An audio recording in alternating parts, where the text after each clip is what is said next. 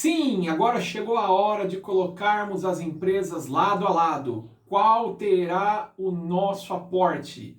Não perca depois da nossa vinheta.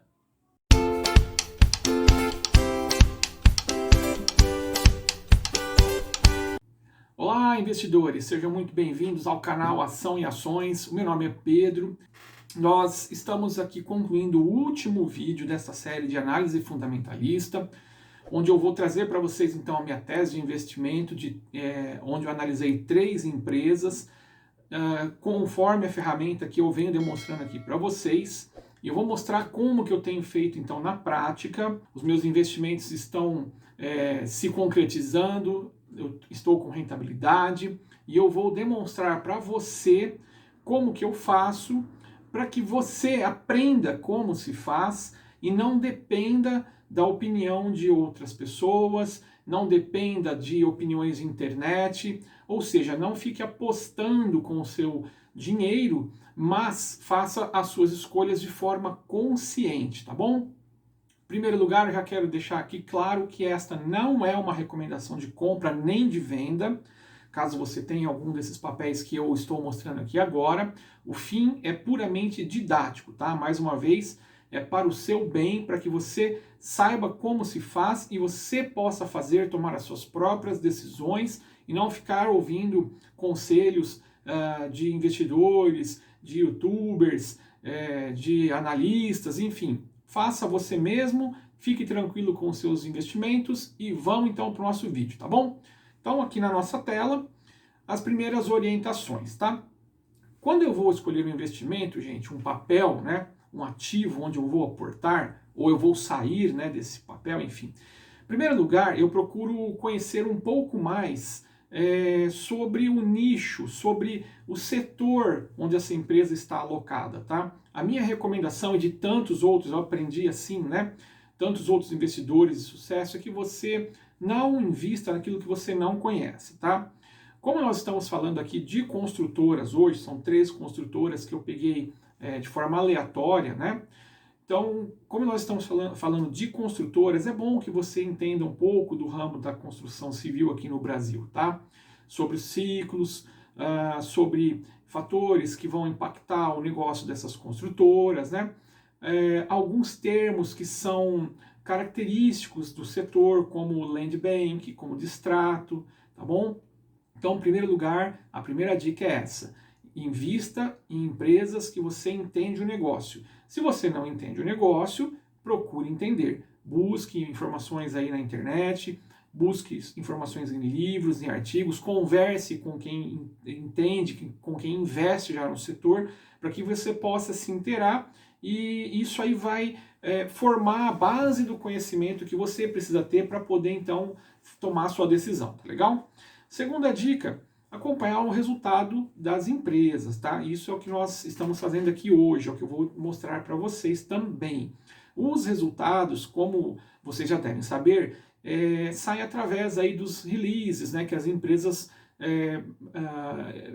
publicam, né, nos seus sites RI, relacionamento com investidores, né, a cada trimestre. Então ali você tem um release, você tem os balanços, você tem demonstração de resultado, você tem demonstração de fluxo de caixa, você tem fatos relevantes, ou seja, uma série de informações que a administração, que a gestão daquele ativo vai passar para os seus investidores. Então é muito importante que você acompanhe essa divulgação dos resultados, tá? Uma outra dica importante, tá? Próximo aí da véspera de divulgação dos resultados, normalmente os papéis eles começam a subir, né, de preço, então não é um bom momento para você aportar, tá? O que você precisa fazer é traçar o seu plano, né, saber o rumo que essa empresa tem que tomar, saber as chances, né, que essa empresa aí vai ter de sucesso no futuro, e preparando ali entre um trimestre e outro, você terá momentos onde o preço estará em baixa, tá? Para você poder entrar, tá? É o que eu chamo de janela, né, de entrada no papel. Próximo, por exemplo, nós estamos próximos agora da divulgação dos resultados de algumas construtoras que eu estou analisando aqui. Então, é notável, tá?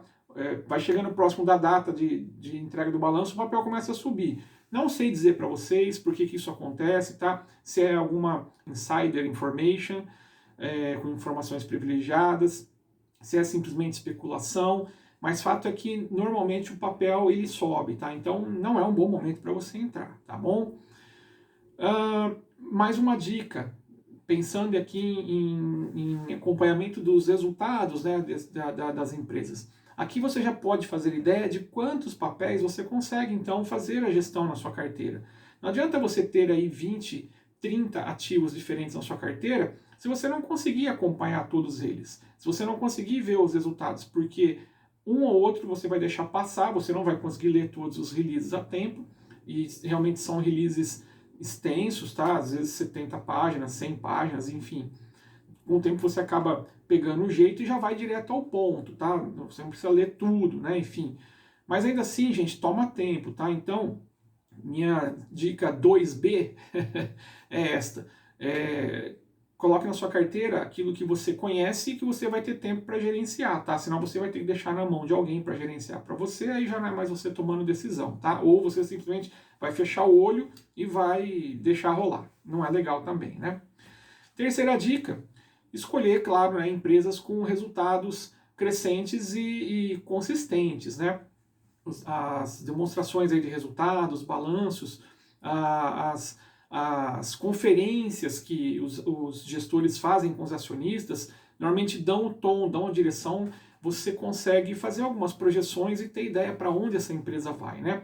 Com o resultado publicado, os números, balanço e demonstração de resultado, você tem uma ideia do que a empresa fez, do que ela conseguiu até aquela data. O que ela vai fazer no dia seguinte para frente é outra conversa, tá? Mas, claro, uma empresa que vem alcançando resultados, ela tende a continuar alcançando resultados até que alguma coisa aconteça e mude o rumo dessa empresa, tá bom? Então vamos lá, gente. Como eu disse, analisar um ativo não é simplesmente olhar preço e lucro, né? Olhar dividend yield. Você tem que olhar alguns fundamentos, tá? Dentre eles, eu quero destacar aqui os fundamentos setoriais, tá? São os fundamentos que cercam ali o setor onde a empresa está inserida, né? Então, por exemplo, como que a empresa se posiciona em relação ao mercado competitivo onde ela está inserida, né? Em relação aos seus concorrentes. Ela é maior, ela é menor, ela é influenciada, ela é impactada, né, em relação a esses concorrentes, ela está bem colocada. Então, essas são informações que você precisa buscar no mercado, tá? Pode buscar através de conversa com pessoas que já investem, através de alguns relatórios, às vezes até mesmo nas teleconferências que a empresa faz, você consegue algumas informações importantes, tá? Há muitos competidores que ameaçam a empresa, como eu disse, né? Ou ela é um monopólio, né? Ela está sozinha no mercado, mandando e desmandando, né? O setor facilita a entrada de novas empresas, né? Os novos entrantes que a gente chama. Se facilita, é rápido para eles chegarem, ou é difícil, demora, né? Despende muito recurso para construir ou para constituir uma empresa e entrar, então isso também são fatos importantes, porque você passa a medir, então, as ameaças desses novos entrantes, né? Não basta só a empresa estar ali há muito tempo estabelecida, de repente chega um outro, um novato, né, um entrante, e pode tomar parte ali do segmento, pode tomar market share, né, da empresa em questão. Por exemplo, veja o caso dos bancos, né? Os bancos estão aí há muito tempo já no mercado, de repente começam a chegar as fintechs, os bancos digitais, né, tomando espaço. Por enquanto, pode parecer que não seja uma grande ameaça, mas pode vir a ser uma ameaça em potencial para o futuro, né? Os clientes correntistas dos grandes bancos começam a ficar irritados, às vezes, com o atendimento do banco, e simplesmente podem deixar de reclamar, né, de ligar para uma ouvidoria, ligar para o seu gerente, simplesmente virar as costas para o banco sem falar nada e aderir os serviços de uma fintech, de um banco digital, né? De repente esses bancos podem oferecer alguma coisa melhor.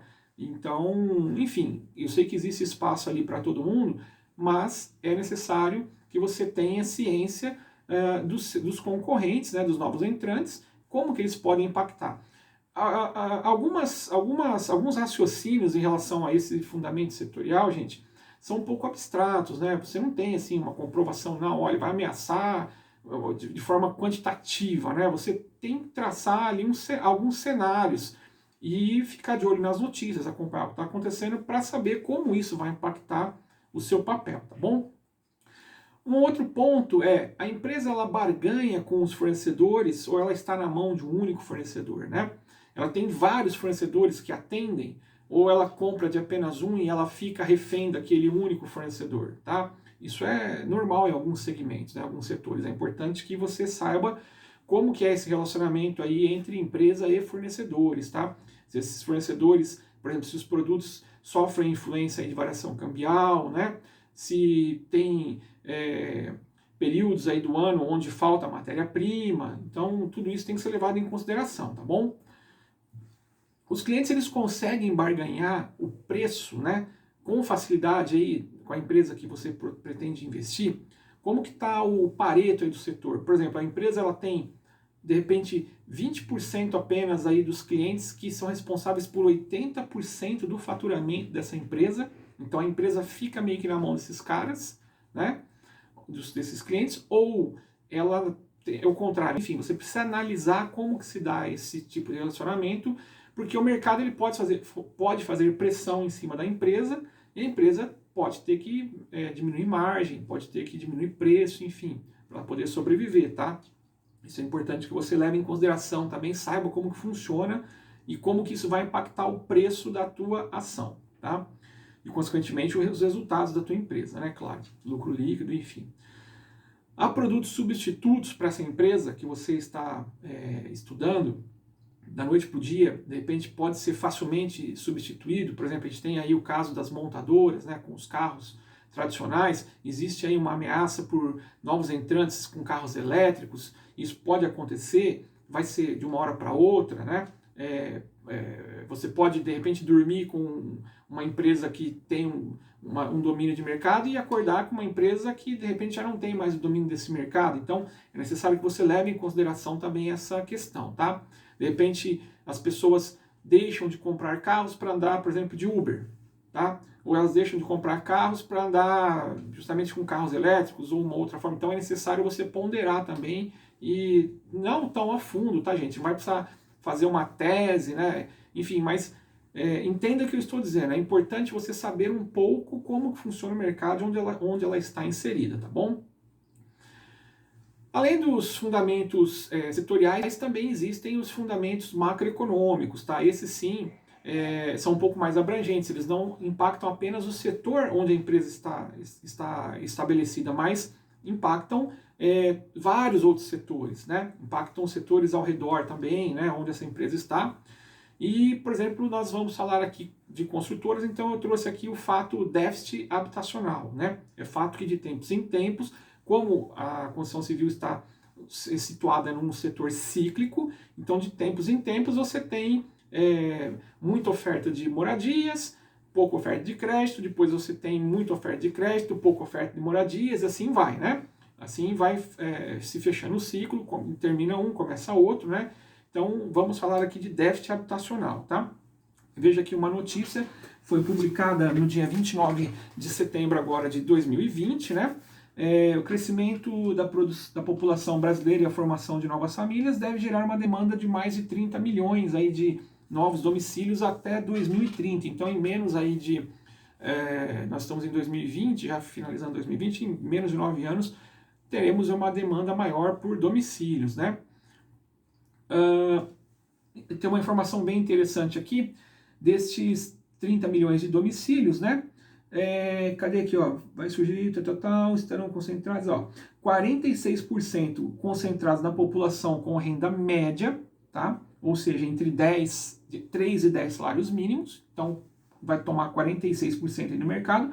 A segunda demanda, um pouco aí menor, 42%, virá já da baixa renda, né? Então, quem recebe aí até 3 salários mínimos, e a menor demanda, 10,7 com classe mais alta, mais abastada, acima aí de 10 salários mínimos, tá?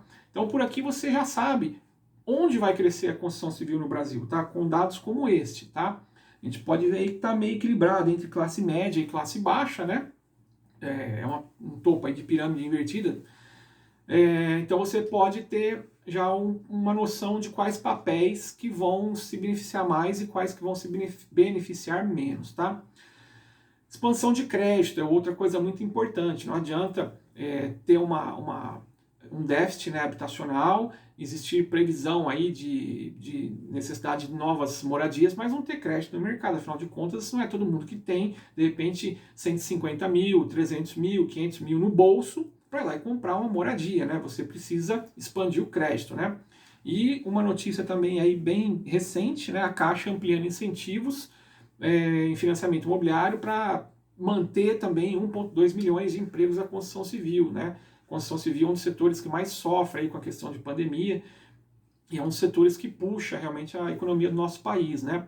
Quando a construção civil está aquecida, outros setores, outras empresas acabam se beneficiando, né? Entre elas as empresas fabricantes aí de cimento, ferro para construção, pedra e areia, material de acabamento, né? Setor aí de fios e trefilados, enfim, uma série aí de setores que vão aí na carona, né, da construção civil. Aí falando então também um pouquinho sobre o déficit habitacional, né, a taxa de juros, que no momento que eu gravo esse vídeo, hoje é dia 6 de novembro de 2020, a taxa Selic ainda está em 2% ao ano, existe uma previsão de alta para essa taxa Selic aí para o ano que vem, ninguém sabe exatamente ao certo, talvez 3%, mas hoje está em 2%, e a questão da inflação, que está até sob controle, né, conforme os padrões, aí, os planos do nosso governo, mas vem se notando aí um crescimento aí gradual em alguns setores, né, principalmente por conta aí de alimentos, né, enfim, commodities que são exportados e acabam ficando mais caros aqui internamente para a gente. Então, inflação, taxa de juros, déficit habitacional, tudo isso impacta no negócio da construção civil também, né? Por um outro lado, você veja, notícia aqui do dia 25/7/2020, reportando o crescimento da construção civil durante a quarentena, né? Considerado essencial, né? O setor vive bom momento em meio à pandemia, mas o aquecimento do mercado traz as dores do crescimento. O que são essas dores do crescimento que nós precisamos entender? É justamente a alta dos preços, né, gente? Eu li algumas matérias dizendo que apesar da pandemia, o preço dos imóveis não para de subir. Consequentemente, o preço do ferro de construção, você pode ver aí pelos papéis da Gerdau, da CSN, os Minas, enfim, também não param de crescer. Essas empresas estão reportando lucro. Tudo bem, elas estão exportando, tem uma demanda lá fora que precisa ser atendida, então aqui dentro o material vai ficar mais caro, tá? Não esqueça disso. E aí tem mais um textinho aqui, vou deixar para vocês lerem, tá? Vale a pena investir no setor, né? Um texto um pouco mais comprido para não alongar muito esse vídeo, tá? Isso tudo, então, são itens que eu avalio no setor macroeconômico, tá? Já faz parte, vejam, uma economia um pouco mais ampla, né? São fatores mais amplos que abrangem aí não só o setor da construção civil, acaba impactando aí outros setores também e que precisam ser levados em consideração. Então vamos aí para os nossos highlights desses 3 papéis que eu selecionei aleatoriamente, tá? Eu não vou declinar por enquanto o nome deles, que é para não influenciar a tomada de decisão de vocês, tá? No final eu revelo quem são. Então, vamos lá. Construtora que eu vou chamar de A daqui para frente, ela já está há 41 anos no mercado. 158 cidades, 21 estados, já atua aí em grande parte do nosso território nacional. E o preço médio das residências é de R$ 152 mil, tá? E o foco é o Minha Casa Minha Vida, tá? Ela está classificada no novo mercado, né? Então, maior transparência possível ali na administração, né? Estreou na Bolsa em 2007. A construtora B, ela está há 27 anos aqui no mercado, também tem o foco no Minha Casa Minha Vida, né? Também está classificada como novo mercado, estreou também na B3 em 2007, veja quantas coincidências, né?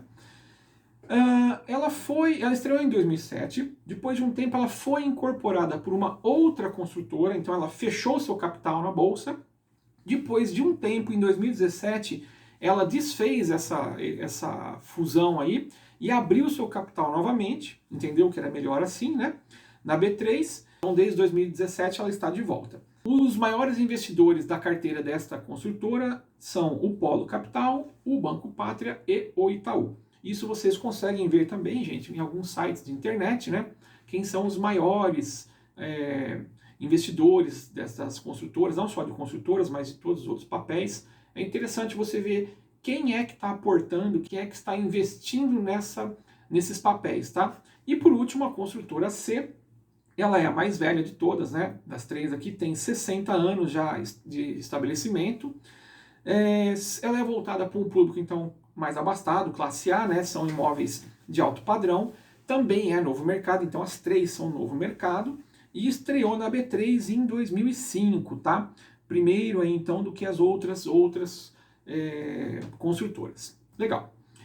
Eu trouxe aqui para a gente dar uma olhadinha na evolução do preço dessas construtoras, então, desde aqui a entrada delas na Bolsa, né, veja, na verdade desde 2016, né, que é um pouco mais recente aí, os últimos 5 anos, até a data de divulgação aqui do balanço delas do segundo trimestre de 2020, tá? Então aqui é a evolução dos preços, né, tem uma ideia já de rentabilidade, a construtora A que nós estávamos vendo é essa daqui de cima, né, ela vinha aqui com seus papéis um pouco mais avaliados, né, melhor posicionados. Chegou aqui em 2020, período pré-Covid, ela foi ultrapassada por suas concorrentes, né, e passou então a ficar abaixo aqui da rentabilidade do mercado, tá? As outras duas concorrentes estavam com melhores rentabilidades acima delas. Aí depois veio a pandemia, né? Então vocês podem observar o gráfico de preço aí da maioria dos papéis da bolsa. Nesse período vai ter esse poço aqui, né? Depois de um pico próximo ali de fevereiro, entre fevereiro e março, despenca, tá? Então isso é normal mesmo. E aí depois voltaram a ganhar valor novamente, né? Você vê que o desenho aqui das três são muito semelhantes, né? Então isso reforça a tese que nós estávamos vendo sobre os fundamentos setoriais e os fundamentos macroeconômicos que impactam todas as construtoras. Afinal de contas, são construtoras, né? Se vai dar ruim para uma, também vai dar ruim para as demais. Se vai favorecer uma, também vai favorecer as demais, tá? Qual que é a diferença entre elas? A sua estrutura, como que elas estão preparadas, a eficiência de cada uma, como que são geridas, né? Isso faz toda a diferença, tá? Então nós temos aqui a construtora B, que eu falei para vocês que foi incorporada e depois em 2017 ela retornou então em carreira solo, começou lá de baixo, conseguiu passar todo mundo, caiu como todas as outras e mantém-se com maior rentabilidade até o momento, tá? Então em torno aí de 310% para ela, 215 para a consultora A e a consultora C com 219, tá bom? Legal. Então vamos ver agora os indicadores, que são os indicadores de fundamentos, né? Que eu retiro então daquela nossa ferramenta que eu vim demonstrando para vocês nas aulas anteriores. Se vocês não viram as aulas anteriores, vou deixar um cardzinho aqui para que você possa ir lá na aula número 1, tá? E aí assista, é uma playlist, né? Uma série, para que você possa construir o conhecimento aqui junto conosco, tá? Nós estamos na aula de conclusão, né? Se você não viu, então volte ali para a primeira aula e intere-se. Então, a construtora A, ela tem aqui hoje a cotação... só mais um detalhe, gente. Eu peguei essas informações aqui pelo balanço. Quando eu fiz esse estudo, nenhuma das três havia divulgado ainda o balanço do terceiro trimestre, tá? Eu, então, coloquei os dados do balanço e demonstração de resultado do segundo trimestre de 2020, exceto aqui para as informações que eu posso retirar do demonstração de resultado, daí onde eu trouxe para os números de 12 meses, tá? Acumulado aí de 12 meses. Tem problema fazer isso? Não, não tem, porque esses números eles não se somam a outros números aqui, né? Então, é mais para eu ter uma visão um pouco mais ampla de resultado, eu prefiro trabalhar dessa forma. Você pode também deixar só, por exemplo, a receita líquida de 3 meses, não tem problema, tá? Não vai fazer tanta diferença. Você apenas não vai conseguir enxergar um prazo um pouco mais longo de desempenho, você vai ficar fechadinho ali naquele trimestre, tá bom? Mas os números aqui do balanço estão foram colocados aqui conforme o balanço do segundo trimestre, tá? Uma outra forma, você poderia trazer os números aqui acumulados do ano, né? Seria também mais interessante, ou então dos últimos 12 meses, enfim. Cada um faz uma forma, tá bom? Da forma que achar melhor. Essa empresa, então, gente, ela tem cotação de 16 aqui e 85, né?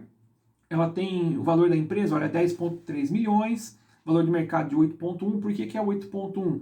Porque ela tem dívida, né? Olha aqui, a dívida líquida dela, ó, de 2,2, né? Então ela vale 10,3, mas se você for comprar, tem dívida para pagar, vai sobrar 8,1, tá? Tem um patrimônio de 5,4 milhões, né?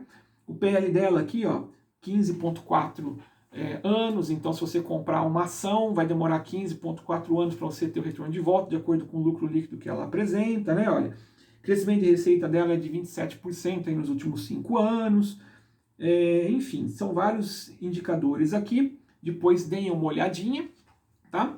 Eu trouxe aqui também da construtora B, que é aquela que foi incorporada, depois saiu, né, e agora está em carreira solo novamente. Veja que a ação dela é um pouco mais cara, tá R$26, né? O valor da empresa é de 2,6, valor de mercado é 2,8. Veja que é diferente disso aqui, né? Você tem 10, mas só vale 8 porque ela tem dívida, ao contrário dessa daqui, ó. Ela tem 2,6, mas ela tem caixa, ela paga a dívida bruta com as disponibilidades e sobra caixa, então isso aumenta o preço dela no valor de mercado, né? Ela tem um patrimônio líquido de 1,4, a outra tem um patrimônio líquido de 5,4, é bem diferente, né? Aqui tem as receitas líquidas, EBIT, lucro líquido. Olha, o PVP é bem parecido. PVP não, perdão, PL aqui, ó, 14 anos para você então recuperar o seu investimento, né? De acordo aí com os lucros que ela vem apresentando. E ela tem um crescimento de receita de 129% aí nos últimos 5 anos, tá? Construtora C, o papel negociado então a 22,79, né? Valor de mercado é de 10 da empresa é de 10,4, mais de mercado é 9,1, porque ela tem dívida, tá vendo? A dívida bruta, você paga com a disponibilidade, sobra aqui a dívida líquida, então. Tem também aqui, olha, um patrimônio líquido de 4,4, parecido até com da empresa A, né? Da construtora A. Um PL já maior, de 26 anos, né? Então, de acordo aí com o preço que você vai pagar, dividido aí pelo lucro por ação que essa empresa dá, você tem aí um prazo um pouco maior para retorno do seu investimento, tá? Crescimento de receita dela é de 23%, né? Enfim, vou deixar aqui para vocês darem uma olhadinha depois e fazerem aí as suas análises, tá? Então, eu trouxe aqui um gráfico da construtora A para a gente ver preço e lucro, tá? Uma coisa bem importante para se falar sobre preço e lucro, tá, gente? Lucro líquido, né? Por ação. É que o preço, ele acompanha o lucro, tá, gente? Não o contrário, não é o lucro que acompanha o preço. Então, o papel vai subir ou vai cair de acordo com o lucro da empresa. Se o lucro sobe, o papel normalmente sobe. Se o lucro cai, o papel normalmente cai. Quem puxa o preço é o lucro, tá, gente? Isso a gente pode ver bem claro aqui, né? Partindo de 2015, então eu peguei aqui o preço da cotação no último dia do ano de 2015, né? Tava lá 5,76, depois ele foi aumentando aqui para 7,48, depois ele foi para 10,75, né? 11 até chegar aqui a 21, e veja que o lucro foi crescendo linearmente, né? Ele tá meio lateralizado, né? Mas ele cresceu, ele não está estagnado, né? Essa é a cotação, então, do último dia de 2019 dessa construtora, tá? Hoje, por que eu não trouxe aqui a continuação, né? Nós estamos aqui no terceiro trimestre, poderia ter trazido, porque a gente teve o fato aí do Covid, então eu acho que iria distorcer muito a nossa análise, tá? Afinal de contas, o Covid aí, né? Essa pandemia, ela como nós vimos ali nos gráficos de rentabilidade, ela distorceu, tá? Então, pensando assim, se não tivesse acontecido a pandemia, qual seria o resultado da nossa empresa? É esse aqui que está na tela, tá? O lucro dela crescendo meio lateralizado, né, em 5 anos, e o preço acompanhando, né? Quem entrou aqui em 2015, comprou aí, sei lá, 100 ações, 1000 ações, hoje, aliás, até 2019, último dia do ano, estava valendo quase 4 vezes mais, né? Então, se você comprou 100 mil, e quiser vender, tivesse vendido, né, teria pego uns 400 mil, tá? Empresa B, a construtora B. Não se esqueçam que ela foi incorporada, tá? Então esse preço aqui do último dia do ano de 2015 e 16 era quando ela ainda estava incorporada lá, tá? Eu não levo muito em conta aqui. Veja que quando ela começou a carreira solo, ela fez lá a sua reestreia na bolsa, então ela começou com um preço bem mais baixo, tá? Mas veja que o lucro dela, líquido, tanto quando ela estava incorporada depois na carreira solo, é ascendente, né? Ele está crescendo aqui, ó, saiu de 30 milhões, né, para 264 milhões até 2019. E o preço dessa ação, desse papel, acompanhou, tá? O que vocês acham que acontece com uma empresa dessa, com um gráfico desse aqui, se a gente fosse ver sem pandemia, né, o ano de 2020? Muito provavelmente você vai ver essa linha azul aqui, ó, passando para cima da linha de lucro, tá? É o que vai acontecer. Elas já se encontraram, né, aqui no finalzinho de 2019, mas a tendência é essa, tá? A valorização. E a empresa C, então a construtora C, né? Ela começou lá em 2015 com um lucro líquido de 448 milhões, o preço era só 7,50, daí o lucro começou a cair, o preço continuou subindo, o lucro caiu mais ainda, não deu lucro em 2017, ficou negativo, fechou com prejuízo, o preço subiu aqui mais um pouquinho, o pessoal acho que não prestou muita atenção nisso aqui, né? Depois em 2018 melhorou um pouquinho, mas ainda fechou no prejuízo, o preço subiu mais um pouquinho, aí em 2019 ela esboçou uma reação, né? Foi para 416 milhões o lucro, não é maior do que o lucro que ela tinha aqui anteriormente, e o papel continuou subindo, tá? Esse tipo de situação aqui é um pouco mais complicada de entender, tá? Na minha opinião, porque é uma empresa que realmente vem dando prejuízo, né? O papel provavelmente aqui dentro desses 12 meses deve ter oscilado muito, né? E fechou em alta aqui talvez mais próximo do final do ano, com divulgação de números, né? O pessoal acabou apostando e acompanhou daí essa alta conforme ela recuperou o seu resultado aqui em 2019, tá bom? Legal, vamos ver agora aqui rapidamente receita líquida e lucro líquido, tá? Lucro líquido a gente já deu uma olhadinha no gráfico ali anterior, né? Perdão, isso aí já vimos aqui no anterior, mas eu trouxe aqui comparando com receita líquida da empresa A, né? Então veja que em 2015 a receita era de 4,7, depois passou para 4,2, caiu um pouquinho, daí começou a crescer de novo, né? E o lucro acompanhou aqui, meio lateralizado, né? Mas acompanhou. Então é uma empresa que está apresentando receitas recorrentes e crescentes, né? A empresa A. Empresa B, veja que tem uma taxa de crescimento de receita muito maior do que a empresa A, né? Começou aqui com 851 em 2015, passou para 1.000, depois 1.358, 1.600, fechando aqui 2019 com 2 vezes e pouco aí a mais do que ela começou, e óbvio, né? Lucro líquido acompanhando, tá? Então, como eu disse, né? Nós precisamos buscar empresas que apresentem resultados sólidos, consistentes e recorrentes, e esse tipo de quadro aqui me agrada muito, tá, gente? Me agrada muito.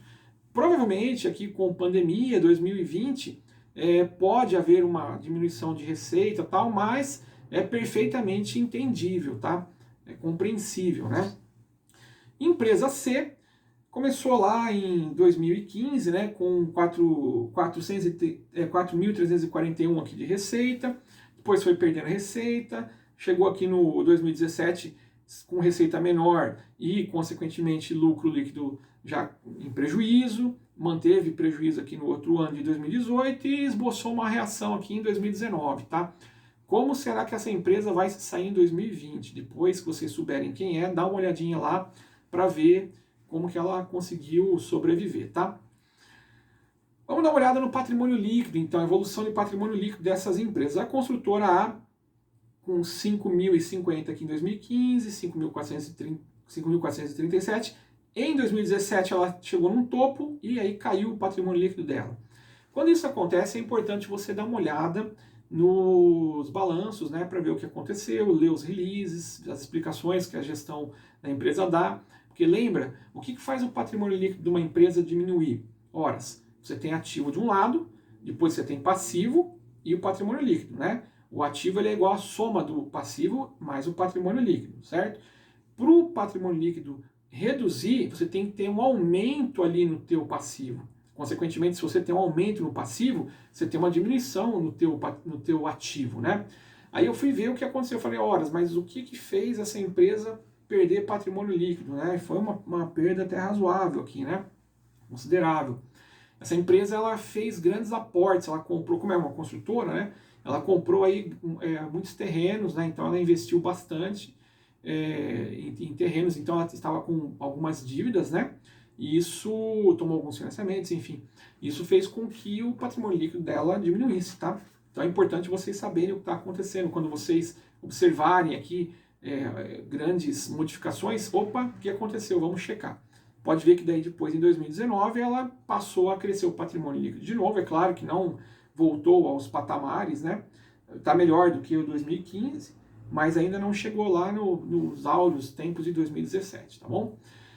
Empresa B, seu patrimônio líquido, então, quando ela estava incorporada, passou a diminuir.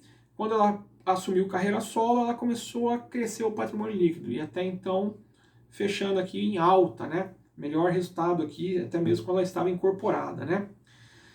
Empresa C tinha um patrimônio líquido aqui em 2015, cresceu só um pouquinho depois de 2016, e aí dali para frente foi ladeira abaixo, tá? O patrimônio líquido dela foi enxugando, né? Precisa dar uma olhadinha no balanço para entender o que está acontecendo. Não são grandes mudanças até se você olhar de um período para o outro, mas no acumulado faz muita diferença. Vamos ver aqui rapidamente dívida líquida e liquidez corrente, tá? Lembrando que dívida líquida, gente, o que é dívida líquida? Essas empresas, essas construtoras, elas tomam dinheiro no mercado do capital de terceiros, né, para poder financiar suas operações. Isso é a dívida bruta. E elas têm disponibilidades, ou seja, aquilo que ela tem no caixa, de alta liquidez. Se você pegar a dívida bruta e pagar com o caixa que você tem, o que sobra é a dívida líquida da empresa, tá? Em alguns casos, da construtora B, a gente viu que ela tem caixa em excedente e a dívida bruta é menor do que o caixa. Então, você paga a dívida bruta e a dívida líquida dela fica negativa, tá? É o contrário do que está acontecendo aqui na construtora A. Veja que a dívida líquida da construtora A, ela vem crescendo, crescendo, olha, ou seja, ela vem se financiando cada vez mais, né? As suas disponibilidades pagam parte da dívida bruta, mas sobra ainda a dívida líquida. Depois, em 2018, diminui um pouquinho e aí em 2019 passa a aumentar novamente, tá? E óbvio, a liquidez corrente, né? Então, para cada R$1 que essa empresa vai ter que pagar no curto prazo, quantos reais que ela tem disponível em caixa, tá? Então, ela tem 2,24, 2,4 e por aí vai. A liquidez corrente está legal. Da construtora B, que eu estava falando, né? Então, veja, ela tinha uma dívida líquida aqui antes dela ser incorporada, né? Aliás, quando ela estava incorporada, perdão. E aí, depois que ela começou a carreira solo, ela começou a ter excedente de caixa. Veja, ela paga a dívida bruta e a dívida líquida fica negativa, então sobra dinheiro no caixa, né? Já tem 3 anos aqui de caixas acumulados, né? Temos também a liquidez corrente, olha, bem legal, 2,7, 3,4, para cada R$1 que ela vai ter que pagar no curto, ela tem 4,3 em excedente, né? Então é uma empresa que está com um certo caixa aí robusto, né? E a empresa C, ela tinha uma dívida líquida lá em 2015, essa dívida líquida cresceu, depois ela diminuiu até 2018 e voltou a crescer um pouquinho, e a liquidez corrente dela está diminuindo, né? Se você olhar aqui para o período que começou a ver, para 2019, está diminuindo, tem um caixa também considerável, né? Mas está diminuindo um pouquinho. Agora o ROI, né? O retorno sobre o investimento, né? O que é o ROI? O ROI ele vai medir para a gente qual que é o retorno que a empresa tem sobre o patrimônio líquido que ela detém hoje, né? Então, a empresa A teve um retorno aqui, né, um ROI de 10,8% em 2015, depois caiu um pouquinho para 2016, aí cresceu mais um pouquinho em 2017, cresceu em 2018 e diminuiu um pouquinho aqui em 2019, tá? A nossa empresa B já é diferente, né? Parece as receitas dela, né? Ó, em ascensão forte aqui, né? Aqui ela estava incorporada, aqui ela começou a carreira solo e o retorno sobre o investimento cada vez maior, né? isso já nos leva a imaginar que essa empresa está tomando espaço de alguém, né? Veja que a empresa A e a empresa B, elas são focadas no Minha Casa Minha Vida, né? Uma renda um pouco mais baixa. Então a impressão que dá é que essa empresa está crescendo para cima, talvez da empresa A.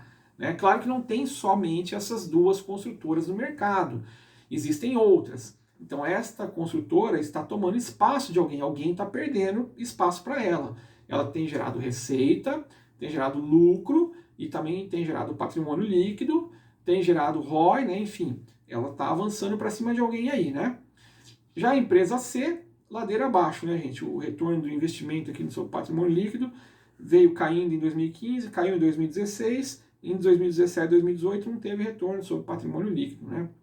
A gente viu que essa empresa fechou com prejuízo nesse período e depois teve uma rápida retomada aqui, tá? Vale a pena dar uma olhada, estudar essa empresa, ver balanço, ver os releases, ouvir o que a gestão tem a dizer para vocês entenderem o que está acontecendo aqui, tá bom? Do ponto de vista agora de endividamento, até então estamos aqui falando de econômico-financeiro, né? Então é muito importante vermos também endividamento, tá? Então aqui, ó, só está invertida um pouquinho a ordem, gente, mas é a construtora A construtora C e a construtora B. Gente, do ponto de vista de caixa, tá? Vamos olhar para o caixa dessa empresa, tá? As duas primeiras linhas aqui, ó, alta liquidez, né? A terceira linha já depende um pouco, né? Do prazo é curto prazo, né? É ativo circulante. Depende também de inadimplência, né? Depende de extrato, né? E estoques, tá? Isso aqui é muito importante para uma construtora. Empresas que vendem aí de varejo, por exemplo, que vendem computadores, você faz um pedido para o teu fabricante, de repente, em 30 dias, o teu computador está lá no teu estoque para você vender. E uma construtora? Uma construtora tem que pesquisar mercado, ela tem que ir atrás de terreno, ela vai ter que comprar o terreno, para comprar o terreno demora, é burocrático, custa caro, depois que ela compra o terreno, ela tem que começar a fazer toda a terraplanagem e construir, tal. Então, assim, desde o momento que ela compra um terreno até o momento que o prédio está disponível à venda, vai tempo, tá? Então, do ponto de vista de caixa, quem está mais confortável? Ora, a empresa A ela tem 8,1 bilhões em seu caixa, né? A empresa C, 5,7 bilhões, e a empresa B, 2,9 bilhões em caixa, tá? Quem tem mais estoque? Empresa A, né? Ó, a empresa A tem 3,7 bilhões e tá com alta liquidez, olha, 1,7 bi mais 900 milhões ali, vai dar 2,6 bi na alta liquidez. Ela pode lançar monte de dinheiro a qualquer momento. A empresa C tem 1,5 e a empresa B também 1,5. Então, duas com 1,5 e uma com 2,6, né? Contas a receber é diferente também, tem 1,8 bilhões, 1,4 e 500 milhões. E estoques, a empresa A ela tem quantas vezes mais ali? 5 vezes mais, quase, 4 ou 5 vezes mais ali do que a empresa A, né? Então, elas estão bem estocadas, tá? Empresa A, principalmente. Do ponto de vista de contas a pagar no curto prazo, quem está mais confortável agora? Veja, eu tenho o meu caixa e eu tenho contas a pagar em menos de um ano, tá? Aqui eu tenho alta liquidez, pensa aqui. Né? Vamos dar uma esquecida nas contas a receber, vamos pensar que todo mundo vai ficar inadimplente, que o estoque você não vai conseguir vender nada. O que você tem na mão? Eu tenho 2,6 aqui, eu tenho 1,2 para pagar. Beleza, estou confortável. Na empresa C eu tenho 1,5 bi e eu tenho 1 para pagar. Beleza, estou confortável. E na B eu tenho 1,5, mas só tem 569 milhões para pagar, então também está legal, tá? Ambas estão com caixa confortável do ponto de vista de curto prazo. E no longo prazo agora? 3,9 para pagar na A, 2,0 aqui na C, né? E 831 milhões na B, né? Então, se você for ver aqui no longo prazo, a A ela tem estoque, ela poderia queimar todo o estoque ali e ela paga praticamente todo o longo prazo, então vai ficar confortável. A C, no longo prazo, também pode fazer isso, ela pode queimar o seu estoque ali e pagar e ainda fica confortável, né? E a empresa B também vai conseguir queimar todo o seu estoque, então no curto prazo e no longo prazo elas estão parecidas, né? Eu deixei em verde ali justamente o saldo, tá, gente? Pega ali, soma todos os ativos, né? Paga o curto prazo, fica com 6,8 para A, sobra 4,6 para C e sobra 2,4 para B. Agora vamos pagar o longo prazo? Aí fica 2,9 para A, 2,6 para C e 1,5 para B, né? Então a empresa A está com mais caixa, né? Digamos assim, vamos pagar o que tem no curto, vamos pagar o que tem no longo, levando em consideração que você vai receber aí tudo que você tem para receber dentro de um ano e vai conseguir vender os seus estoques, e não estamos levando em consideração o ativo não circulante, tá? A gente está vendo só o circulante aqui. Então, na verdade, as três estão confortáveis em caixa, tá?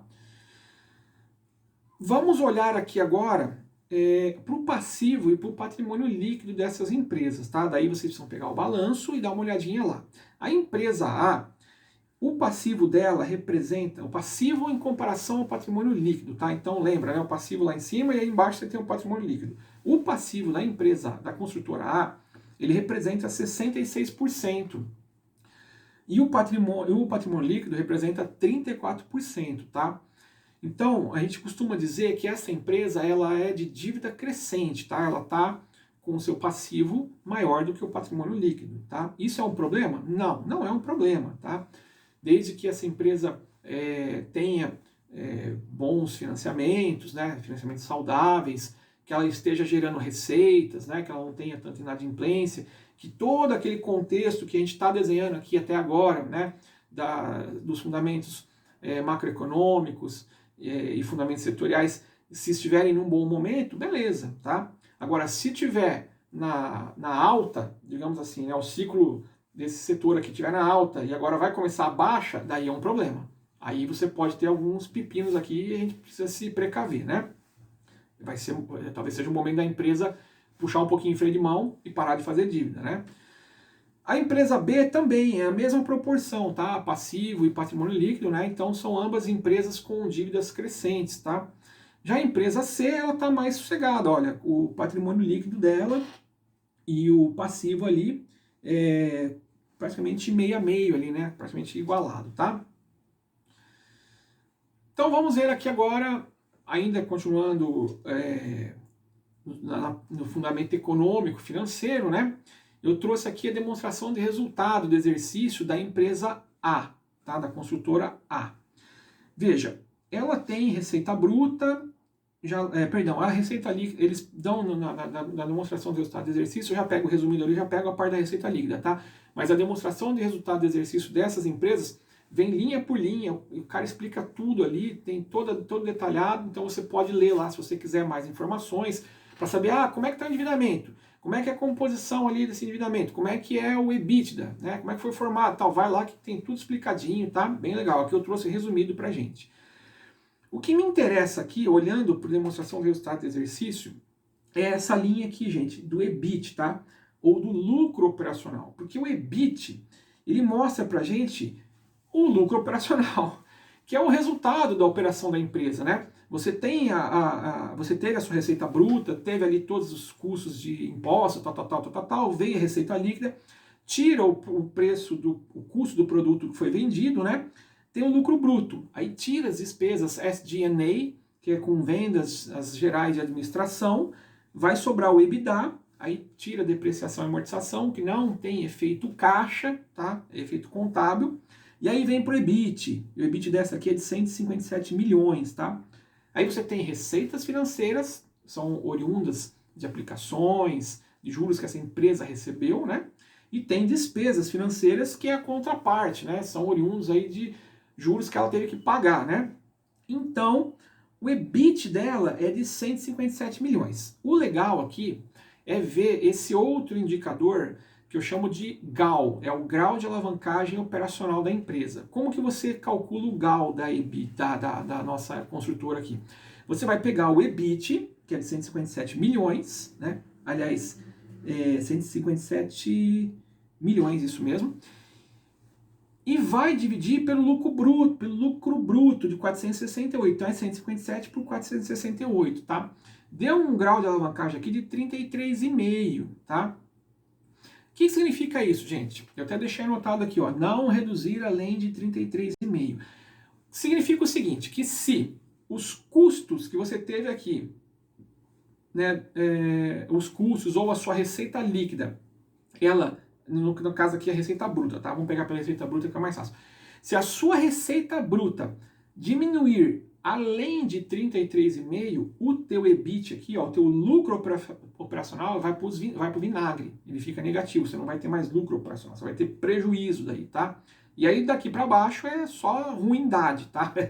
É só desastre.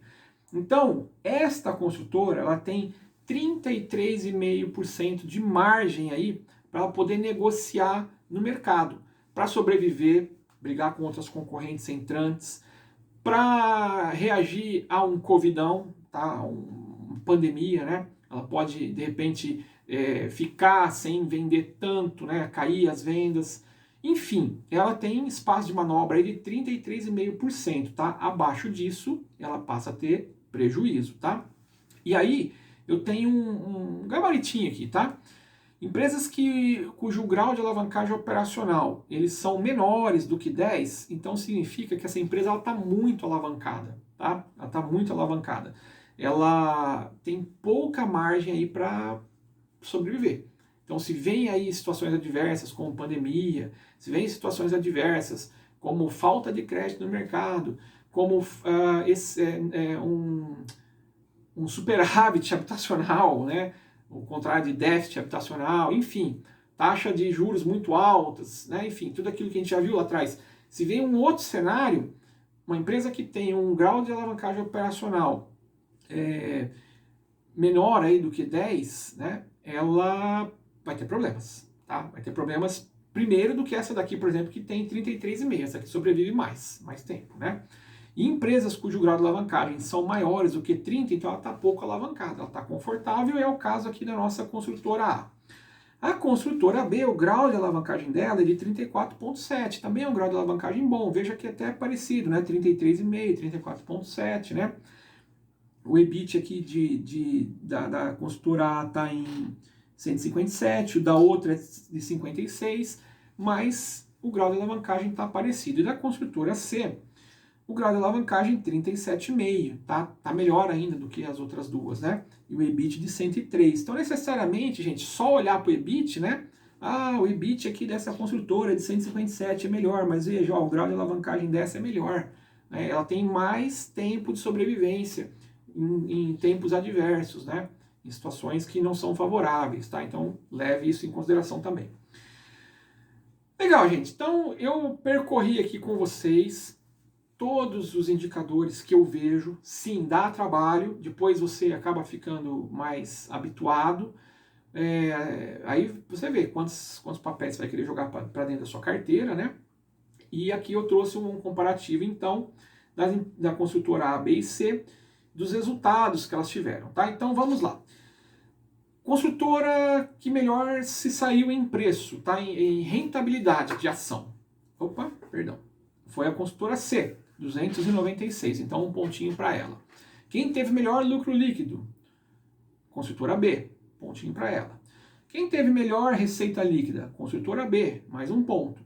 Quem teve melhor desenvolvimento aí de patrimônio líquido, crescimento, evolução nos últimos 5 anos? Construtora B, com 20%. A construtora C, pelo amor de Deus, menos 23%. Quem teve o melhor desempenho na sua dívida líquida? Construtora B, né? A dívida líquida dela de menos 1.529%. O que significa isso? Ela, nos últimos 5 anos, ela tem mais caixa do que dívida para pagar, tá? Pode ser uma faca de 2 gumes aí, tá, gente? Necessariamente a empresa ela precisa ter dívidas, tá? Principalmente construtoras. Se ela não tem dívidas, provavelmente ela não tem o que vender, né? Ela tem o seu dinheiro ali. Você vê que de repente ela tem dinheiro para pagar a dívida, mas não paga. Por quê? Porque os juros que você paga, que a empresa paga por esses financiamentos, por essas dívidas com bancos, né, enfim, com terceiros, eles entram como um dedutor ali na alíquota de imposto de renda. Então a empresa ela passa a pagar um pouco menos de imposto, então acaba meio que abatendo ali o valor, né, da taxa de juros, do custo dessa operação. Então é bom que uma empresa tenha dívidas, mas é melhor que uma empresa tenha dívidas controladas, tá? necessariamente, o caso da nossa empresa B, necessariamente pode não ser o melhor cenário para ela, tá? Mas eu estou dando um pontinho aqui para ela. Melhor liquidez corrente também foi a empresa B. O melhor ROI agora, então, nos últimos 5 anos, 622% para a empresa B. E o melhor grau de alavancagem é a empresa C. Para a empresa A não ficar tristinha, eu vou dar um pontinho para ela aqui no endividamento, né? Lembra que a gente viu aquele quadro? Todas as três estão com um caixa legal, um caixa robusto, seus estoques, né? Todas as três estão razoavelmente confortáveis com seus fornecedores de curto e de longo prazo. Então, para a empresa A não ficar, a construtora A não ficar, perder de zero, né? Vamos dar um pontinho para ela. Chegou então o grande momento de revelar aqui o nome das construtoras e qual delas que vai entrar para a nossa carteira teórica. Acho que eu esqueci de dizer isso para vocês no começo do vídeo, mas nós teremos uma carteira teórica, de tempo em tempo eu farei alguns aportes baseado nas análises que nós estamos fazendo aqui. Claro que eu não vou trazer um vídeo agora, os próximos vídeos tão detalhados, porque realmente é um conteúdo extenso, mas vocês já sabem como faz, vocês mesmos poderão fazer as suas análises, tá? E é muito legal, gente. Pega aí e escolhe aí 3, 4, 5 papéis de cada setor e vai para cima, tá? Vamos ler balanço, vamos ler demonstração de resultado, vamos estudar, vamos aprender, porque com base nesses números todos que nós vimos aqui, gente, o resto é especulação, tá? O resto é especulação, né? Tem uma frase aí bem interessante que o pessoal fala a respeito do humor do mercado, né? O mercado, ele é um psicopata, né? O humor desse psicopata aí, ele acorda de manhã e ele não leva em consideração os fundamentos, ele passa por cima. Você vê empresas com fundamentos muito bons, como a empresa B, de repente tendo o seu papel desvalorizado, né? Em um momento, você vê empresas como a empresa A tendo o seu papel valorizado e você fala, pô, o que está acontecendo aqui, né? Os fundamentos estão falando uma coisa e o mercado está dizendo outra, tá? Então cuidado, gente, tem muita gente especulando, tem muita gente que ganha na queda do papel, né? Então o cara ele não ganha na alta, ele ganha na baixa, ele opera vendido. Tem muita gente que vai no efeito manada, tá? De repente tem um movimento brusco aí no mercado, todo mundo vai atrás, não sabe o que está acontecendo. Então você precisa estar tranquilo, você precisa estar consciente dos seus investimentos. E para isso você tem que estudar, tem que fazer isso que eu fiz aqui. Fora disto, ou você entrega na mão de alguém que você não conhece, ou você confia cegamente em opiniões e você vai fazer apostas, tá? Bolsa de valores não é cassino, tá, gente? E o seu dinheiro não dá em árvore. Tá bom? Sem mais enrolação, então em último lugar, aqui em terceiro lugar, mas pelo menos com um pontinho, vem a nossa construtora MRV. Ganhou aí o meu votinho por conta do seu endividamento. Em segundo lugar, bateu na trave construtora Cyrela, construtora de alto padrão, né?